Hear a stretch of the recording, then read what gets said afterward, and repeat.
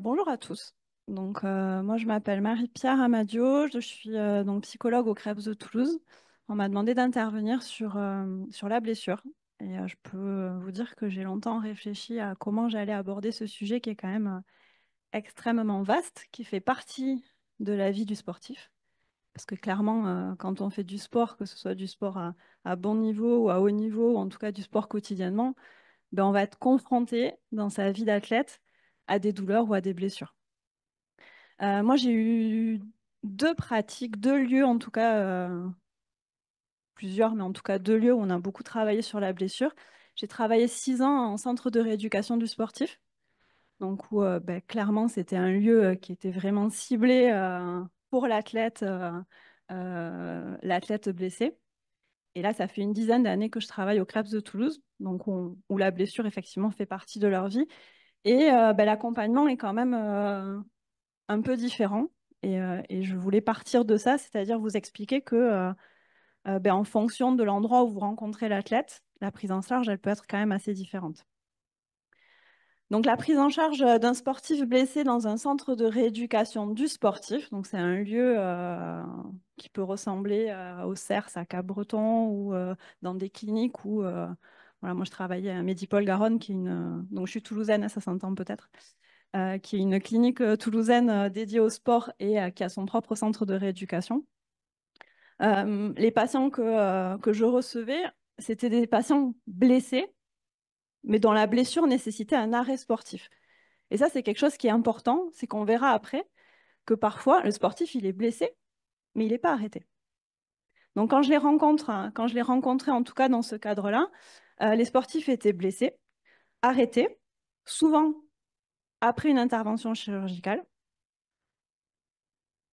Le temps d'arrêt était annoncé, il y avait déjà un protocole de rééducation, de réathlétisation qui était mis en place, et il y avait souvent une date de reprise qui était estimée. Donc ils savaient que ils avaient une rupture des ligaments croisés, que à tant de semaines, au bout de 2 semaines, ils allaient potentiellement pouvoir tomber les béquilles, puis recourir à 4 mois, reprendre, etc. Voilà. Donc il y avait quand même quelque chose qui était très protocolisé. Et ne serait-ce que, petit aparté, la notion de date de reprise, c'est quand même quelque chose que je trouve très important dans la vie d'un sportif blessé. C'est que parfois, les athlètes sont friands de se dire, je vais reprendre dans combien de temps en fait? Dans 2 semaines, dans 3 mois, dans 6 mois. Et souvent, c'est déjà pas facile pour le médecin ou pour le chirurgien de poser une date précise. Et finalement, psychologiquement, elle n'aide pas toujours cette date de reprise. Parce que quand vous êtes prêt avant la date, ça peut générer parfois des appréhensions en disant, mais non, non, on m'a dit que je reprendrai au mois de mai, là, on est au mois d'avril, je suis pas sûre d'être prêt. Et à l'inverse, quand tout ne se passe pas comme prévu, ça peut générer d'autres problématiques. Bon, en tout cas, voilà, dans ce cadre-là de rééducation, je voyais du coup des sportifs soit en suivi en post-opératoire, c'est-à-dire que je les voyais de suite hein, après l'opération ou quelques semaines après l'opération. Sur des durées en général, les protocoles, c'était 3-4 semaines. Soit en réathlétisation. Donc, c'est-à-dire quand le sportif avait fini la partie soins kiné et revenait plutôt, alors il y avait toujours du suivi kiné, mais plutôt sur de la réathlétisation, du renforcement musculaire, de la reprise de course, etc. Donc c'était des temps très spécifiques. Et ce que je vous disais, c'est que finalement, un centre de rééducation, c'est un environnement qui est propice à la prise en charge. L'athlète, la plupart du temps, il dort sur place, ou alors il rentre chez lui, il passe sa journée où tout est pris en charge au niveau médical, au niveau kiné, toute l'attention est portée sur sa blessure ou sur sa rééducation ou sur sa réathlétisation. Il n'a pas rien d'autre à penser, mais en tout cas, il est focalisé là-dessus. Alors non, il n'a pas rien d'autre à penser parce que on va voir que c'est des temps quand même particuliers, ces temps de blessure. Donc finalement, la prise en charge qu'on pouvait mettre en place, on aidait à la compréhension du processus de soins, on travaillait beaucoup en prévention, certains, on utilisait ce temps-là pour développer aussi des habiletés mentales. Donc c'est vraiment cette espèce de blessure, ce temps particulier. Moi, j'ai tendance à dire que la blessure, c'est une parenthèse un peu dans la vie du sportif. Donc c'est le temps aussi de développer d'autres choses. On travaille beaucoup sur la planification, sur la fixation d'objectifs, sur le deuil parfois de certains projets aussi. Lise parlait de fin de carrière. Parfois, la carrière, elle s'arrête sur une blessure. Et c'est pas ça qu'on avait prévu et c'est pas comme ça qu'on avait envie de le vivre. En tout cas, c'est un temps particulier où il y a beaucoup de remises en question et où la place du psychologue dans ce genre de structure est primordiale selon moi. Et c'est parfois le temps aussi d'un début d'accompagnement. C'est des structures où parfois le sportif, c'est la première fois qu'il peut rencontrer un psychologue.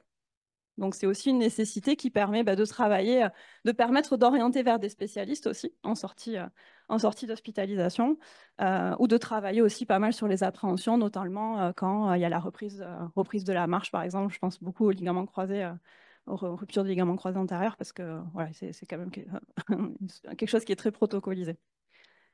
Donc je suis sortie de 6 ans de pratique en centre de rééducation, et puis je suis arrivée donc au CREPS de Toulouse. Et au CREPS de Toulouse, on n'est pas du tout sur la même population. On était sur une population en général qui était plutôt, alors il y avait quelques adolescents, mais on était plutôt sur du sportif majeur. Là, on arrive sur des sportifs très variés. Le plus jeune au CREPS qui s'entraîne, il a 12 ans. Le plus âgé, il a 47 ans. Donc, on est vraiment sur une population très diversifiée. Euh, on a des athlètes valides et des athlètes para. J'en reviens aussi sur ce que disait Lise, hein, l'importance de la place du handicap, des douleurs, de l'histoire du handicap, etc.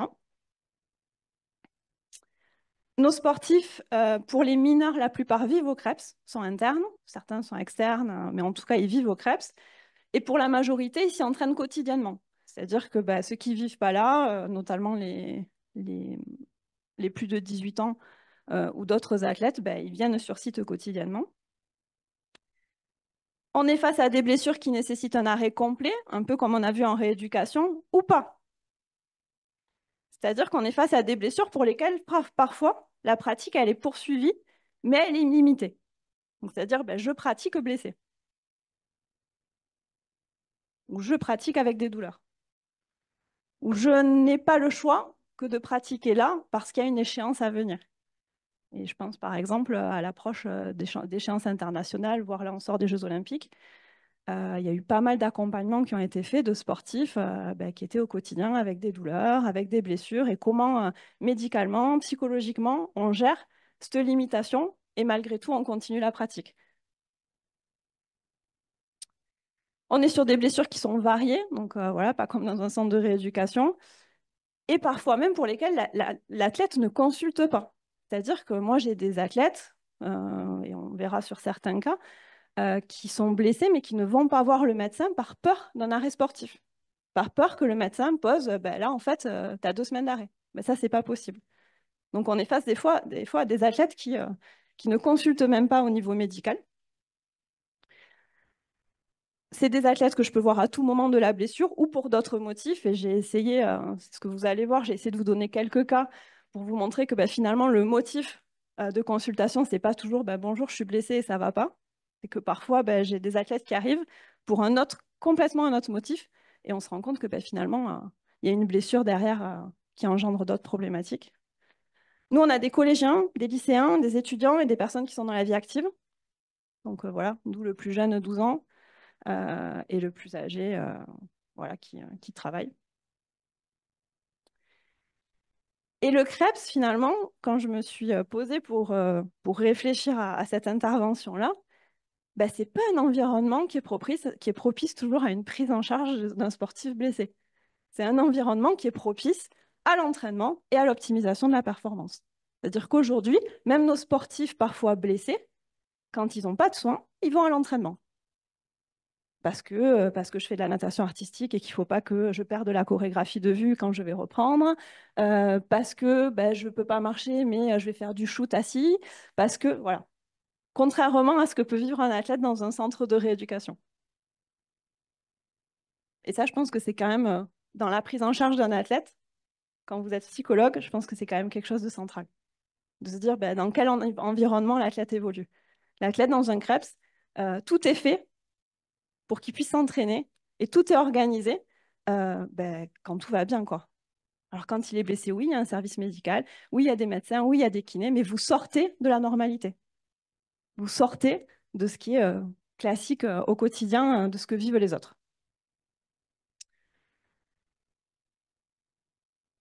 Donc ça, c'est ce que je viens de vous dire.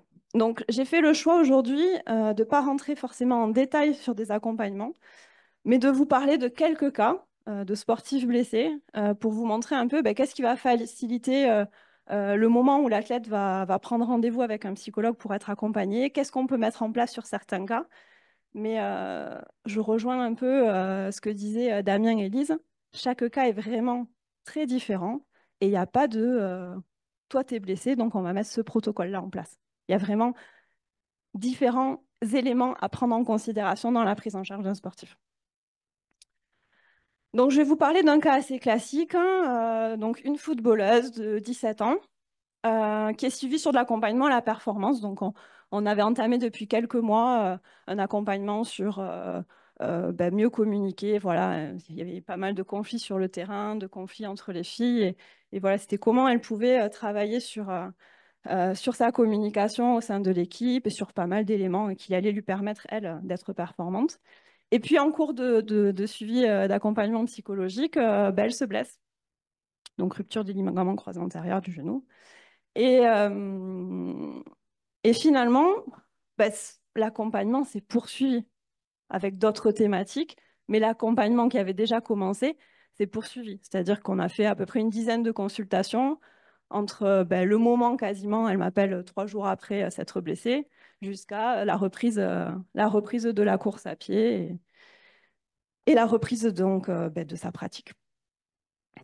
Donc on a fait de la prévention, on a travaillé sur la planification, sur la fixation d'objectifs, on a travaillé sur ses croyances aussi. Voilà, je vous donne quelques éléments, je ne rentre pas forcément dans les détails, mais en tout cas, l'accompagnement qui était déjà mis en place a été poursuivi en intégrant finalement cet accompagnement et ses émotions liées à la blessure, ses craintes liées à la blessure, voilà, tout ce qui est entouré de ça. Et j'ai envie de dire, c'est un peu comme Damien, c'est le cas parfait en fait. Voilà, c'est le cas où vous le voyez, vous voyez la personne dès le début, tout se passe bien, la rééducation se passe bien. Voilà, il y a quelques appréhensions, mais elles partent vite, hein. Ce qui a favorisé cette prise en charge, c'est quoi? Ben, c'est que spontanément, quand elle s'est blessée, ben, le lendemain, je reçois un message, 3 jours après, il y avait une relation de confiance qui avait été créée en amont. C'est facile, c'est simple. Elle n'a pas, enfin, elle a pas hésité à mettre en place un accompagnement avec un psychologue dans le cadre de sa blessure. Et puis, il y avait une facilité de communication et de prise de rendez-vous. Bon, là, elle n'était pas sur place. Donc, moi, j'ai un portable professionnel. Je travaille beaucoup avec des jeunes. Donc, la communication, elle se fait par SMS, hein. Donc, voilà, il y a une prise de rendez-vous qui se fait par texto. Moi, je suis sur site. Mon bureau, il est à l'internat du CREPS. Donc, les athlètes, ils passent peut-être 15 fois par jour devant mon bureau. Il y a quand même, voilà, je pense que ça, c'est des éléments qui peuvent être favorisants dans le fait que l'athlète vient vous voir pour être accompagné dans ces moments un peu compliqués. Mais tout ne se déroule pas toujours de manière aussi simple.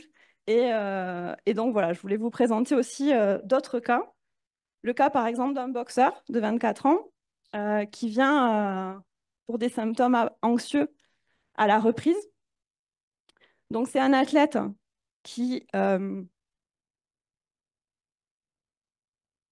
fait une commotion en combat que je n'ai pas vue suite à cette commotion. Il n'y a pas eu de demande de prise de rendez-vous. Qui a été arrêté 9 mois.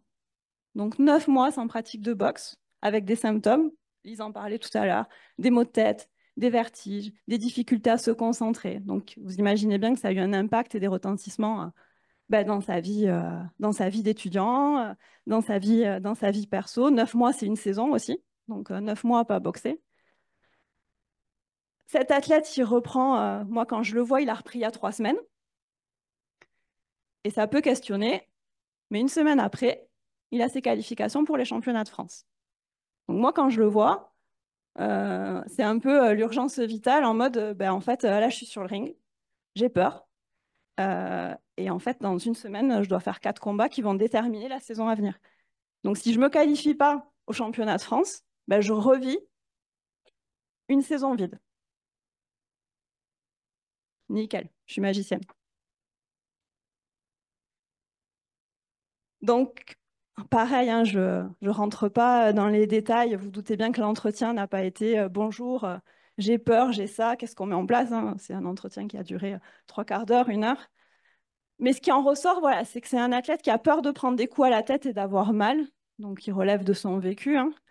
Et finalement, quand on approfondit, ces craintes, elles sont souvent en situation de contre. Donc, c'est quand ben, finalement, il me décrit, il me dit, je mets un direct et j'ai peur que l'adversaire touche ma tête au retour. Et donc, j'ai peur d'avoir mal, etc. Donc, on aborde un peu, ben, finalement, voilà, en quoi c'est gênant aujourd'hui ben, sur le ring à l'entraînement. Ben, il me dit, ce qui est gênant, c'est qu'en fait, je ne suis pas du tout focalisée sur les bonnes choses. Je suis focalisée pas sur ce qui va me permettre de performer, mais surtout qui va me permettre d'éviter de prendre des coups. Et concrètement, bah, ça me met en danger, quoi. Ça me met en danger. Au-delà du fait que je puisse ne pas être performant, le danger est important.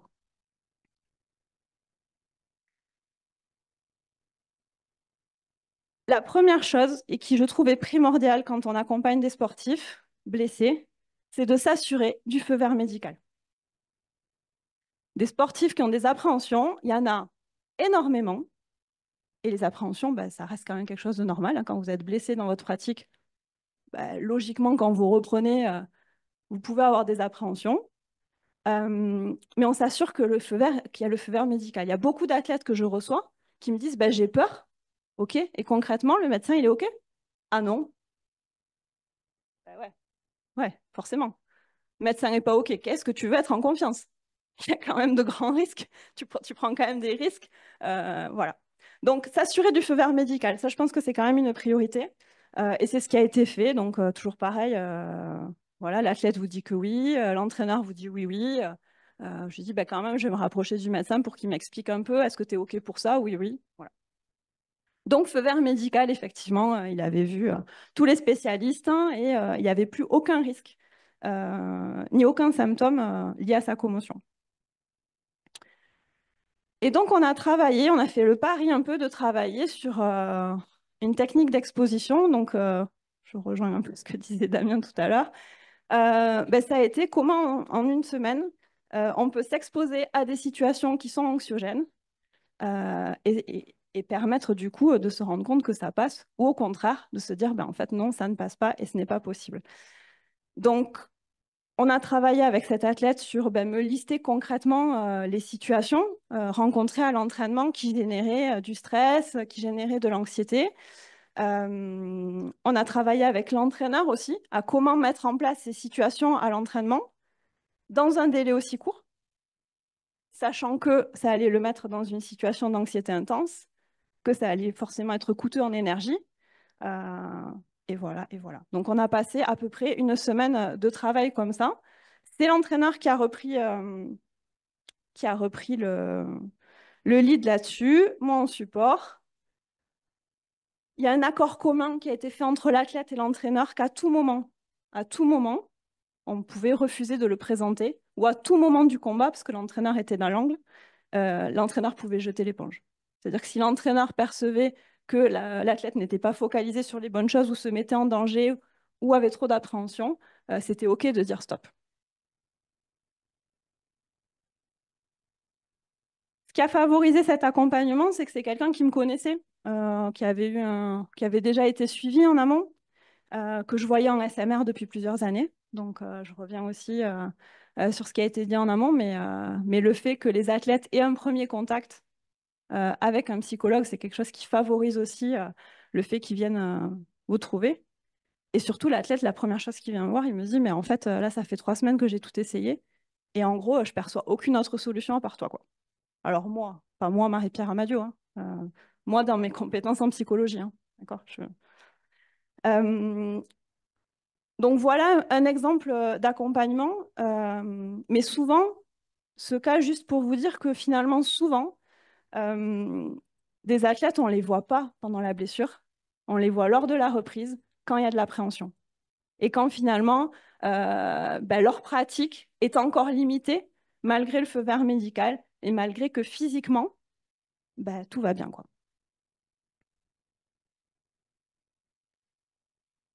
Autre cas dont je souhaitais vous parler, c'est quand ben, c'est un cas où finalement le motif de consultation à la base, c'est pas je suis blessée. Je vais vous parler d'une volleyeuse qui a 16 ans, qui vient me voir parce qu'elle a des problèmes de communication et qu'elle n'a pas confiance en soi. Donc autant vous dire que c'est pas ses mots, mais c'est les mots de l'entraîneur qui lui a dit ça serait bien que tu ailles voir Marie-Pierre. parce que je trouve que tu ne communiques pas bien sur le terrain et je pense que tu devrais travailler sur la confiance en soi. Donc toujours pareil, l'importance de ne pas répondre à la demande directe, de dire OK, pas de souci, bon, on va travailler sur la confiance en soi. On va travailler la communication. Non, on va déjà explorer, comprendre ce qui se passe. Donc finalement, cette jeune fille, elle me dit, ben en fait, donc j'ai dit l'entraîneur parce que pas citer le prénom, il me reproche d'être trop discrète, d'être trop timide. Et il me demande toujours de parler plus fort, de faire mes annonces plus fortes. Et en fait, j'ai l'impression que tout ce que je mets en place, c'est jamais suffisant. Donc elle me décrit sa frustration, elle fond en larmes. Et surtout, elle fond en larmes quand ben, on commence à lui dire, mais en fait, de quoi tu aurais besoin finalement pour répondre à ces demandes-là? Est-ce que ces demandes-là de l'entraîneur, elles sont justifiées? Mais elle me dit, j'aurais besoin d'être plus forte, d'être plus puissante pour être plus confiante à l'attaque. C'est-à-dire qu'aujourd'hui, bah, à l'attaque, je me sens pas en confiance et j'ai besoin d'être plus puissante, plus forte. Et concrètement, ça implique quoi? Ça implique, elle me répond, aujourd'hui de mettre plus lourd en muscu, en fait, de gagner en force. Bon, tout ça pour arriver à un entretien assez long qui aboutit au fait que, en fait, cette jeune fille, elle a des problèmes de dos. Et qu'aujourd'hui, ces problèmes de dos la limitent dans sa préparation physique. Et que pour elle, performer à l'attaque, ça passe par de la prépa physique et de mettre lourd en muscu. Donc vous voyez qu'on travaille sur des croyances, on essaie de déconstruire certains éléments. Donc finalement, cette jeune fille, c'est une jeune fille qui a une scoliose, donc qui n'est pas arrivée, bien sûr, quand elle est arrivée au CREPS, hein, qui portait un corset, qui avant d'arriver au CREPS, avait des consultations régulières en kiné et avec son spécialiste du dos. Et quand je la vois, ça fait 8 mois qu'elle n'a pas vu de spécialiste. Donc, elle a de temps en temps des soins kinés, mais finalement, les entraîneurs ont considéré que c'était OK, c'était géré. Elle me décrit qu'elle a passé 3 semaines en stage il y a quelque temps sans prendre son corset, parce que on lui avait dit que c'était compliqué de prendre le corset dans l'avion, que ça prenait de la place dans les bagages. Voilà, donc elle a passé, cette jeune fille, elle qui mettait le corset toutes les nuits, 3 semaines sans prendre son corset. Et finalement, à force de ne pas suivre ce qu'elle avait l'habitude de faire, elle a commencé à mettre en place des comportements comme finalement, vu que je ne le mets pas la nuit, je vais compenser, je vais le mettre en cours, et puis je vais le remettre de plus en plus souvent. Et puis j'ai mal, donc je vais utiliser ma trousse à pharmacie familiale et prendre des médicaments. Donc vous voyez, on est parti dans un espèce de cercle problématique, et là on est même plus sur une problématique de communication ou de manque de confiance. OK?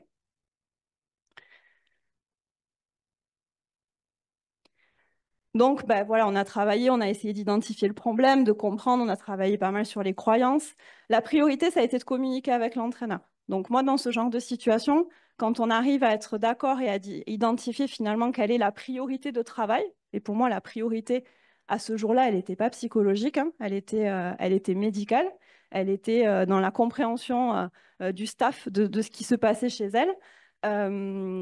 Donc, c'est une jeune fille qui m'a dit, ben non, mais en fait, maintenant que pour moi, c'est plus clair. J'ai l'impression d'avoir mis des mots sur ce que je vivais, sur ce qui me posait souci aujourd'hui. Donc voilà, elle a communiqué avec l'entraîneur, elle a rappelé ses parents, il y a des rendez-vous médicaux qui ont été pris de manière à prendre en charge sa problématique. Cette jeune fille, vous imaginez que sa scoliose, elle n'a pas été résolue en 3 semaines, quoi. Enfin, mais rien que le fait de mettre en place, d'identifier qu'est-ce qui faisait qu'aujourd'hui, dans certaines situations de jeu, elle se retrouvait en difficulté, ça a levé énormément d'anxiété. Et après, forcément, l'accompagnement a pu continuer sur d'autres éléments. Donc tout ça pour vous dire que parfois, je me retrouve face à des athlètes qui sont blessés, qui ont des douleurs, mais qui viennent pour tout autre motif. Parce qu'ils n'ont pas identifié que cet élément pouvait être important dans dans leur état. Et dernier cas dont je voulais vous parler, euh, c'est justement le cas de l'athlète qu'on ne voit pas et qui est blessé, qui a été blessé et, et qui se retrouve finalement, heureusement, dans mon bureau tous les ans dans le cadre de la surveillance médicale réglementaire. Et donc, vous allez voir le cas de cette jeune fille qui a 18 ans, que je vois au mois d'août, dans le cas du SMR, où tout allait plutôt bien. Enfin, il n'y avait pas d'alerte particulière.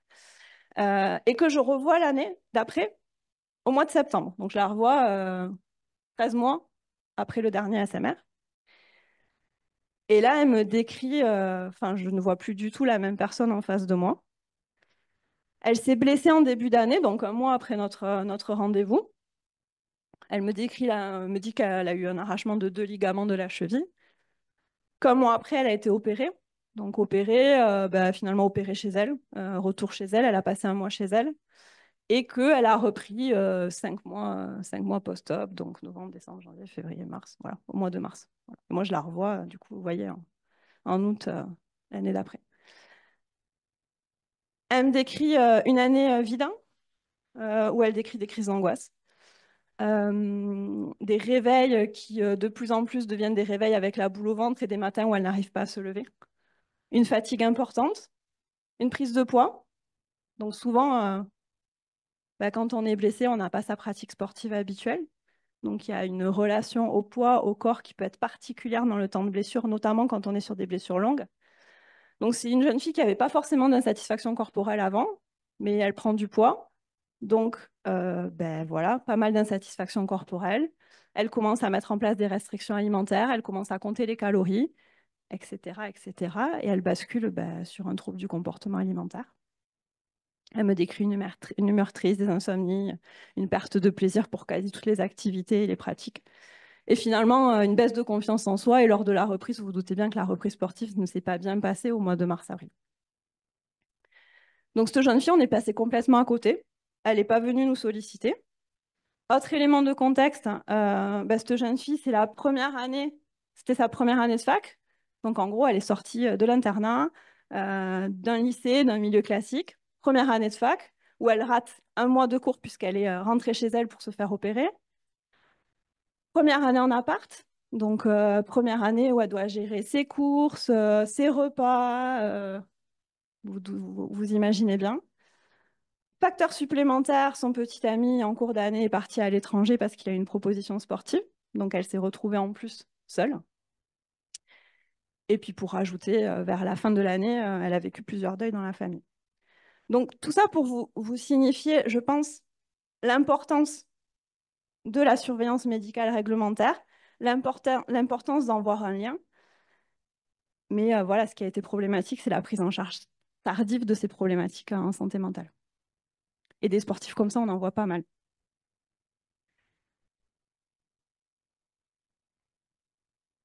Juste pour terminer, c'est bon? 2 minutes. Ben voilà, parfait. Juste pour terminer, je ne vais pas rentrer forcément dans les détails, mais c'était juste pour vous montrer aussi que parfois, quand l'athlète se blesse et que c'est l'arrêt complet qui est envisagé et qui est proposé, parfois, ce n'est pas une solution. Et là, on sort des Jeux Olympiques. euh, j'ai pu accompagner des sportifs, du coup, blessés, qui poursuivaient leur pratique. Et qui poursuivaient leur pratique parce qu'en fait, sinon, on ne pouvait pas on ne pouvait pas être sélectionné, on ne pouvait pas arriver enfin, à cet objectif qui est parfois, pour certains, l'objectif de leur vie, voire la fin de carrière était prévue sur les Jeux, donc comment on fait pour travailler là-dessus, quoi. Donc, c'est des sportifs qui pratiquent, qui ont pratiqué malgré la douleur. J'en ai 3 en tête. Un qui avait des tendinites aux épaules, un nageur. Voilà. Donc, ouais, c'est compliqué, hein. Vous vous doutez bien que aller nager sans les bras, c'est un peu compliqué. Euh, qui ont du coup des capacités limitées, c'est-à-dire que quand ils vont s'entraîner, mais il y a des choses qu'ils n'arrivent pas à faire, qu'ils ne peuvent pas faire ou qu'ils font avec douleur. Ça génère forcément de l'anxiété, des appréhensions, des stratégies d'évitement des fois. Ça a un impact sur la confiance, pas mal d'émotions forcément liées à la blessure, la peur de parfois pas participer à certaines échéances, de la tristesse, de la colère, parfois même de la culpabilité. Crainte sur des aspects financiers.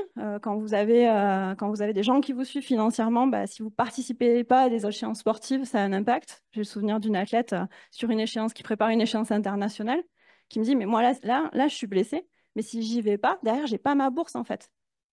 Et si j'ai pas ma bourse, en fait, je peux pas poursuivre mon activité et ma pratique. Les sponsors aussi.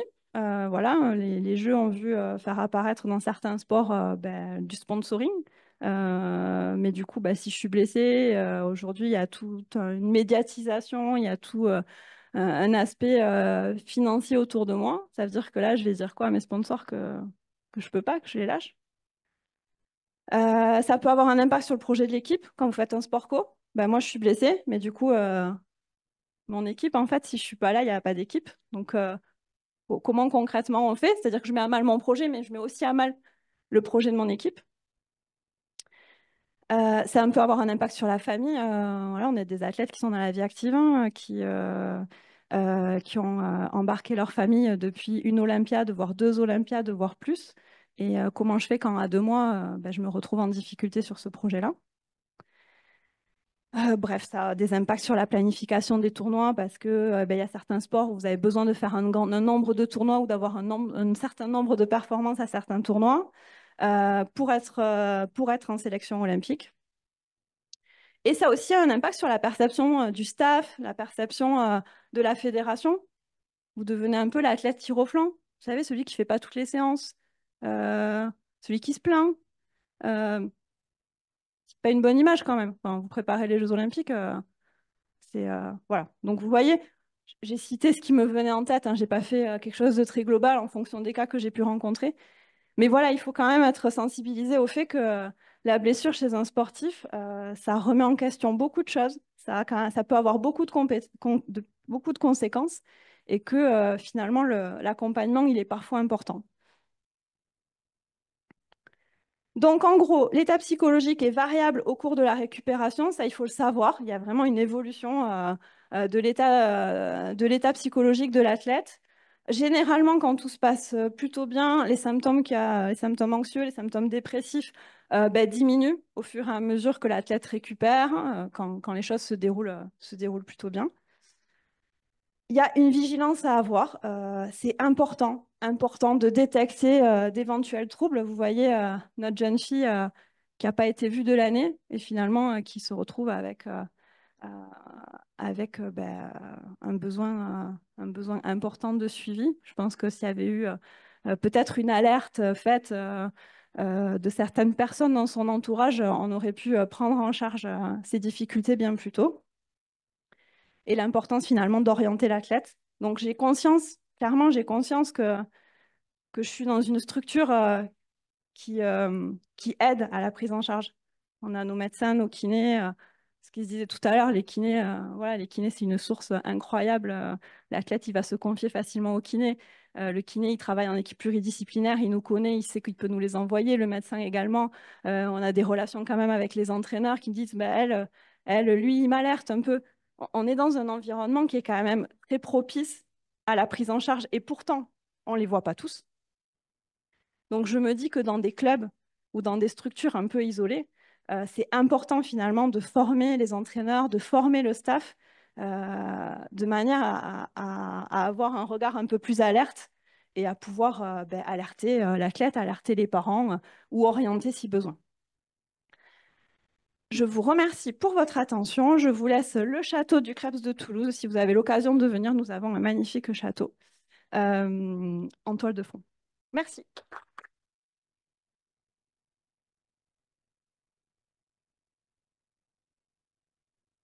Bien pour la présentation très intéressante.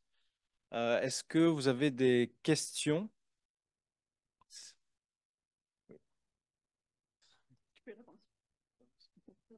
Bonjour. Bonjour, merci pour cette présentation. Je la trouve intéressante parce que la question de la blessure, c'est quand même une question importante dans le sport et qui est un peu l'épée de Damoclès du sportif. Je me posais la question, est-ce que vous avez déjà accompagné des sportifs qui sont, suite à une blessure, passés sur du parasport? Alors, j'accompagne des sportifs paralympiques, Oui. donc qui ont déjà fait la bascule, mais j'ai jamais eu l'occasion de vivre cette bascule en fait. Je sais pas si c'est ça, Ouais, si je ouais, c'est réponds à pour ça. votre question. J'ai jamais eu l'occasion effectivement de vivre cette bascule-là, mais concrètement, dans l'accompagnement, l'histoire de la blessure et du handicap reste quand même quelque chose de central, notamment sur des sportifs qui sont pas nés avec ce handicap et qui se retrouvent du coup handicapés et parfois lourdement finalement suite à un événement particulier. Donc voilà, j'ai jamais vécu cette bascule-là, mais en tout cas, on accompagne certains athlètes paralympiques qui ont ce vécu-là.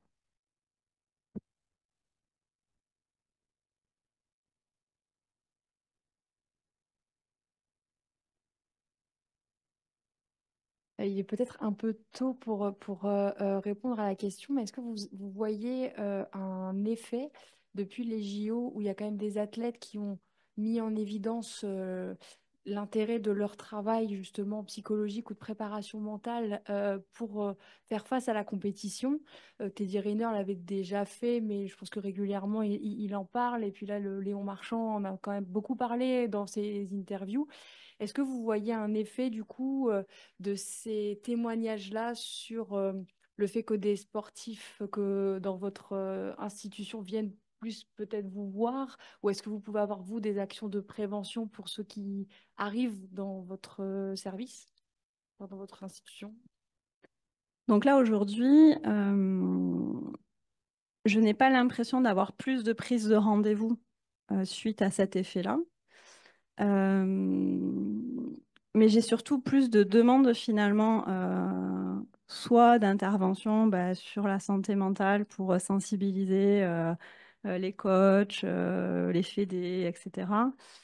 Soit comment dire, c'est des demandes qui sont plutôt liées je sais pas comment formuler ça, mais en gros, ce qui se mettait déjà en place se met toujours en place. Il n'y a pas de nouvelles personnes qui se disent ah ben tiens, je découvre via Teddy Riner ou via Léon Marchand que ça peut se faire.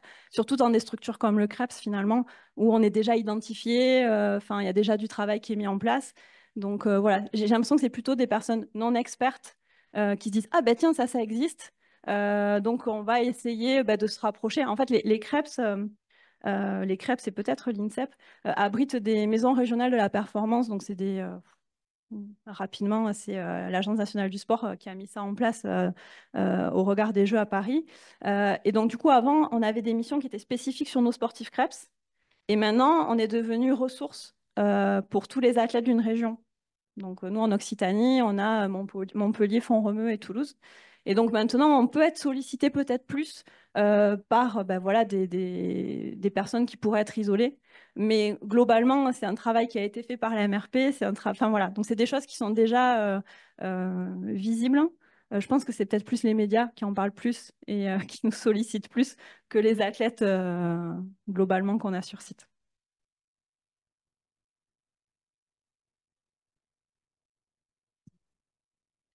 On voit dans votre explication qu'il y a une exploration lors de l'entretien et souvent, enfin, en ce moment, on entend beaucoup parler les mots du corps sont les mots de l'esprit. Et pensez-vous que du coup, les blessures des sportifs, elles seraient dues en fait à d'autres paramètres? Vous avez parlé de deuil dans la famille pour l'athlète, d'un tas de choses difficiles à gérer dans son année. Et puis bon, est-ce que vous pensez qu'il y a un rapport du coup entre la blessure et ces éléments extérieurs?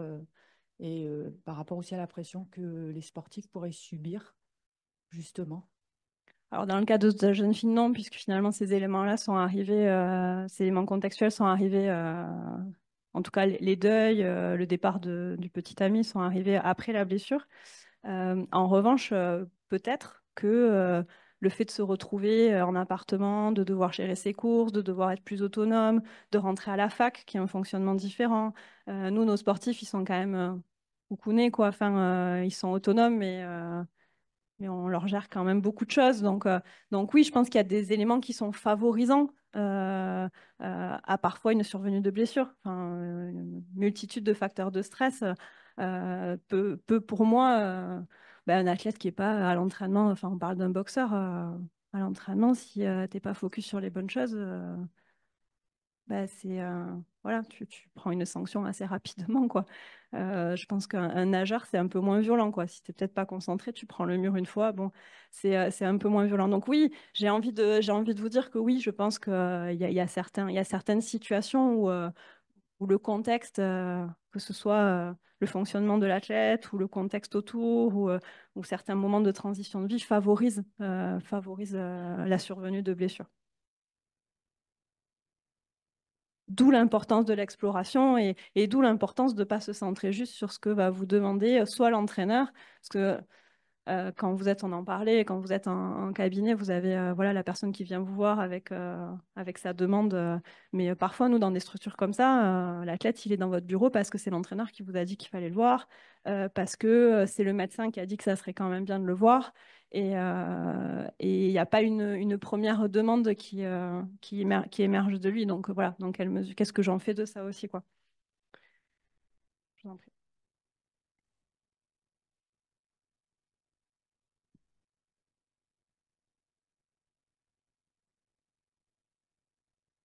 Merci Marie-Pierre pour l'intervention. Juste une petite question par rapport à l'imagerie mentale, vous ne l'avez pas forcément évoqué. Est-ce que vous êtes amené à l'utiliser avec vos sportifs blessés? Et si oui, à quel niveau? Est-ce que c'est plutôt de l'imagerie de force, technique, ou notamment pour l'anxiété de reblessure? Est-ce que vous êtes amené à l'utiliser ou alors vous n'avez pas le temps d'intégrer tout ça? Alors pour moi, l'imagerie mentale, ça reste un outil. C'est pas forcément ce qu'on va mettre en priorité en place, mais travailler sur de la visualisation, sur de l'imagerie mentale, oui, c'est un outil qu'on utilise, notamment quand on parle de techniques d'exposition. Parfois, on ne s'expose pas directement à la source d'anxiété, on va visualiser. On va plutôt fonctionner en visualisation. C'est une technique qui est intéressante, à mon avis aussi, surtout sur des blessures longues, pour travailler parfois même techniquement. Voilà, En tout cas, moi, je trouve que c'est un outil, oui, c'est un outil pour répondre, parce que je peux partir loin. C'est un outil avec lequel je peux travailler, mais ça reste un outil. C'est-à-dire que voilà, il y a quand même en amont cette compréhension de ce qui se passe. Et je trouve qu'on est... c'est ma perception, hein, mais je trouve qu'aujourd'hui, on outille beaucoup en disant, bah, tiens, il est blessé, on va faire de la visualisation. Enfin, voilà. Et je trouve ça dommage, parce que, en tout cas, c'est pas ma façon de pratiquer aujourd'hui. C'est-à-dire que voilà, c'est un outil que j'utilise, donc pour répondre à votre question, dans un contexte bien précis, avec voilà, un objectif bien précis d'accompagnement et de prise en charge. Donc oui, j'utilise la visualisation. Merci.